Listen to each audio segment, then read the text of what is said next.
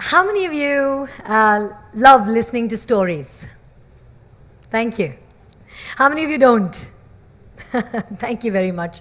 I'm Pallavi Walia Raj, and today allow me to tell you a story of a teenager, an utterly confused, lost soul, so bewildered that in the mid-12th grade, she decided to switch her stream from science to arts, and of course decided to switch college also along with that, because she was very embarrassed to face her friends after she switched streams. She was written off by her entire family and everyone known to her as a massive failure. Everybody said, my God, she's never really going to bring honor to this family. She's a total black sheep, total disgrace to the family. And thank God for her parents who had her back, and thank God also for the fact that she did not give up on herself. And that good-for-nothing, totally lost soul is standing right here in front of you this morning. So, well, how many of you can actually relate to what I'm sharing right now and what I've just shared? Thank you very much. People look at me today and they think, wow, she's got it all, she's, in the right place and she has a perfect life and things like that.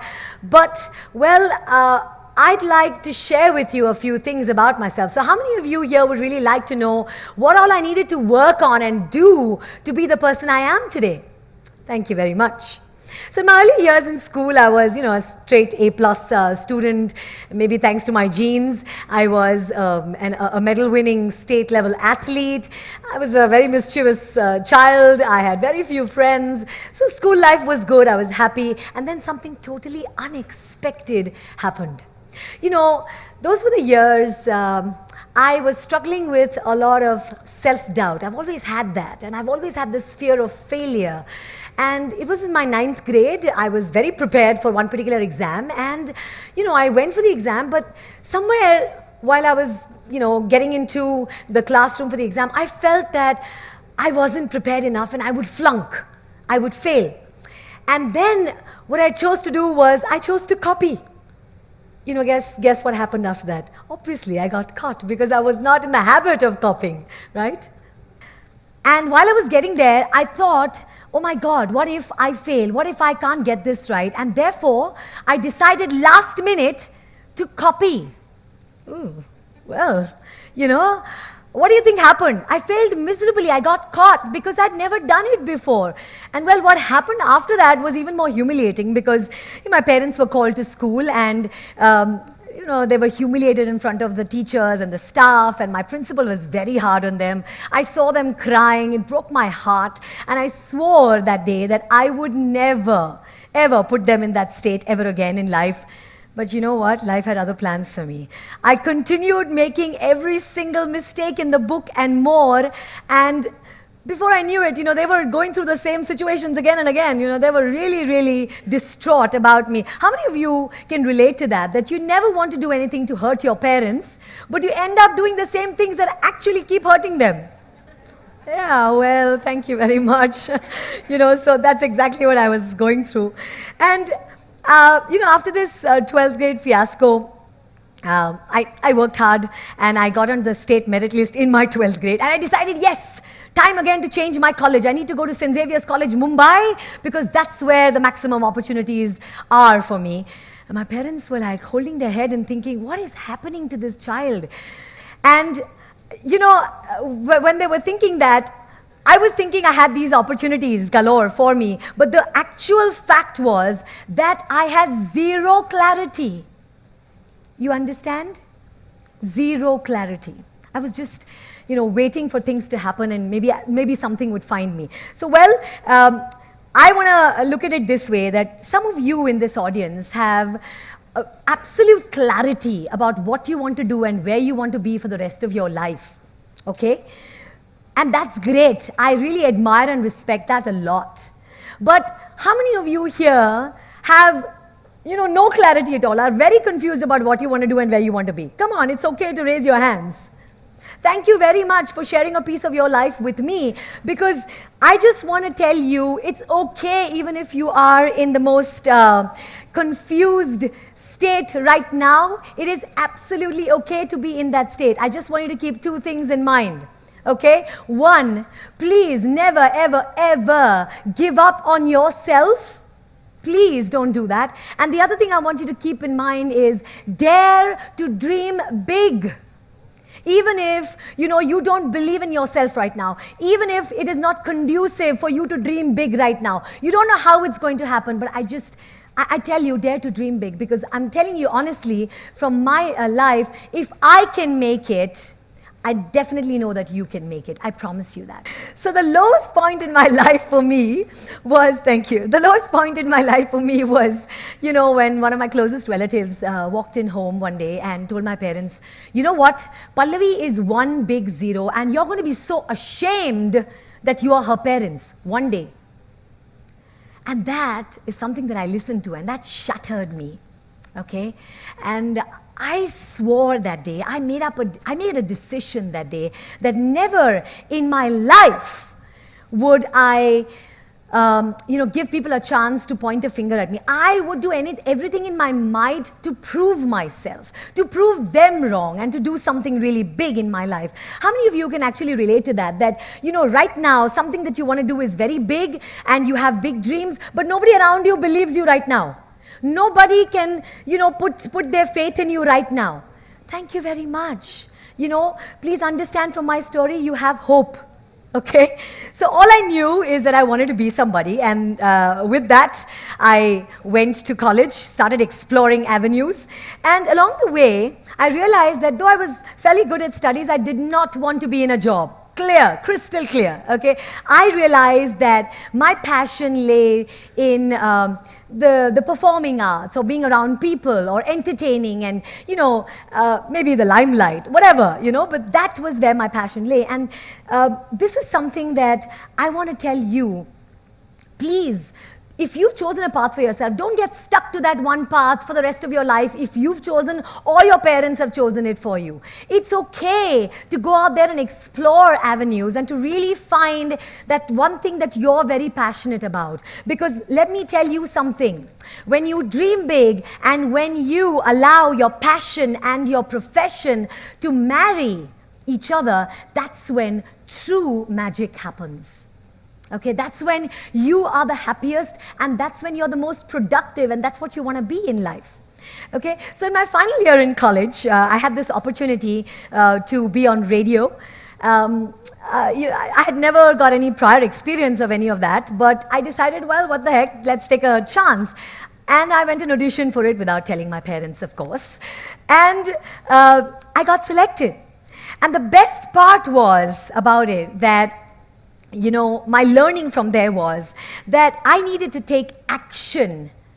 It was not enough to just decide and plan, okay? I needed to move for things to move, okay? So I want to give you one nugget here, that don't wait for all the lights to turn green, to get started on something that you want to do, because that's a utopian thought. That's something that might not even happen. Okay, you take action. I had no experience before that of radio or anything of the sort, but I just knew I wanted to do something big and be somebody. Okay, and that's when I decided that I will learn on the job, and I'm so happy to tell you that I was voted as one of the best RJs in Mumbai at that time. Okay, so, well, thank you. This is what brings me to what my mentor always says. My mentor always, okay, just a little bit of my Radio Gaga experience. My mentor always says this: every master was once a disaster. My mentor is the awesome Mr. Blair Singer. And I feel that this sentence is written for my life. Anybody feeling like a disaster here this morning? Or ever, in your life felt like a disaster? You have hope. You have so much hope, because if you're willing to work to have that big dream, to have your vision, and if you're willing to have your passion in place and your commitment in place towards achieving your big dream, believe me, you will get there. I promise you that. Okay, so moving on. Back to my story again. I was always somebody who was in search of bigger opportunities, okay? And from my RJing stint, I had realized in life that I didn't need to be perfect and know all the things in order for something new to begin in my life, okay? So with that experience and with that confidence, I moved on and I took on television hosting. And I was very blessed that in my very first stint, I got to interview some of the biggest film stars, some of the biggest people from the music industry on television. And the new challenge here was that I had to learn these massive, can you imagine? That's exactly what I'm doing even right now. I mean, learning these massive pieces, no teleprompter, you have to be on television, you can't keep doing takes after takes, especially so if you're on live television, you've had it. So, well, that was a very, very big challenge for me, and I needed to overcome that. And I decided, okay, music was okay, but I also wanted to move on to other channels. So I moved on to ESPN Star Sports and covered the ICC Cricket World Cup in South Africa and Zimbabwe for them. I moved on to cover the Milan Fashion Week and travelogue in different countries for Z Trends. And well, through all that, my biggest learning was that when you're offered very, very big opportunities in life, with those come very big challenges, and with those big opportunities also come big responsibility. So, must tell you something about live television. You only get one take in live television. There is no second take. You realize that? You're live. You don't get a second take. Much like life, isn't it? Yeah? So, well, that meant for me that I had to really be good at what I was doing. I had to research my work. I had to study my craft. I had to be thorough with all that, information that I needed to pass on to people. I needed to know about sports, fashion, film industry, music industry, because I was interviewing some of the biggest names of these industries on live television. And I needed to be so good. So, another thing that happened along with it was that most of these things were being shot outside India, and I had to learn how to do my own hair and makeup and be my own stylist. Do you think I was equipped or trained to handle all of that on my own? Do you think that was the case? Yes or no? No, I wasn't. I was just trained to speak in front of the camera, but not to handle all this back-end stuff. But was I willing to take that leap of faith and then back it up with a lot of effort and work to excel in that field? You bet I was, because that was taking me forward towards my big dream. And here I want to tell you that it's like putting in 5 hours of work just to have those 5 minutes in front of camera. Okay, and that's where I bring you to some of the things, that I realize have to be done in order for you to be successful and achieve your big dream in any field. The first thing you need to do is take that leap of faith and really believe in yourself. Okay, because even if nobody else believes in you, if you have self-belief, then, half the battle won already. The next thing you need to do, of course, is work really hard. Yes, have that. Can we go to the next one, please? Have that, back up your faith by really, committing to work hard, not just on your dream, but work hard on yourself as well. Okay? The third thing you need to do is really get into the habit of taking action. So my salute to a lot of thought leaders, and thoughts and ideas are beautiful, but it is the action takers who take the world and move it, 180 degrees to another dimension altogether. You understand where I'm coming from, right? So you need to get in the habit of taking action. And the fourth and most important thing, do not ever, ever, ever give up on your big dream, because nobody and nothing is worth giving up your big dream for. Okay, so well, I moved on and I started hosting live events, and some of you are wondering, how much more challenging can live events be as compared to radio and television? And I must tell you, live events is a totally different animal altogether. Okay, so when I started, doing live events, I realized that you're right there in front of hundreds and thousands of people. You have the power to entertain them, to engage them, okay? And you also have the power to make them happy, to make them sad, to make them really angry, or to just, downright bore your audiences. And that was the best part, that you can see and feel their response right there and then. And some of you are wondering, has this lady gone cuckoo in the head? How can that be the best part? How can that be the most thrilling thing? Because that made me realize about myself that I had the power in me to influence people, and that was my higher calling. Okay, so that was a realization that happened there. And the biggest learning really that I got while I was progressing in life was that because it truly gave my 100% to whatever it is that I was doing, the universe and people around me started offering me bigger opportunities and bigger projects with more responsibility. And my motto today is excellence breeds success. Can we repeat it together? Excellence breeds success. Once more, twice as loud. Excellence breeds success. So my take for you is here that I believe that, no matter what you and me do, all we need to really focus on doing is focus on excelling in the work that we've chosen to do in our lives. Okay, with the intention that we want to go out there and touch people and transform people one person at a time. And believe me, the rest, success, fame, money, recognition, reward, it will all follow. All you need to do is excel at what you're going to do. So I meet and work with a lot of youngsters today, and I've noticed that some of them are very low on confidence, and others are super overconfident. Now here, I'd like to give you a nugget that please make sure that your confident attitude is built on some solid foundation of knowledge, of passion, your willingness to work really hard on your dream and on yourself, and a good value system. Okay, so please make sure that all of that is in place. Also, you need to know that success comes at a price. Yes, you agree? Success comes at a price. Because for me, the price that I was paying was time away from my friends and family, no partying, no enjoying, going out with my friends every evening. I had to watch what I was eating and drinking all the time. I had to put in really long hours of work at honing your skill. Ask any state or national level sports people here. Don't you have to put in a lot of hours of work and be away from the things you really love to do sometimes?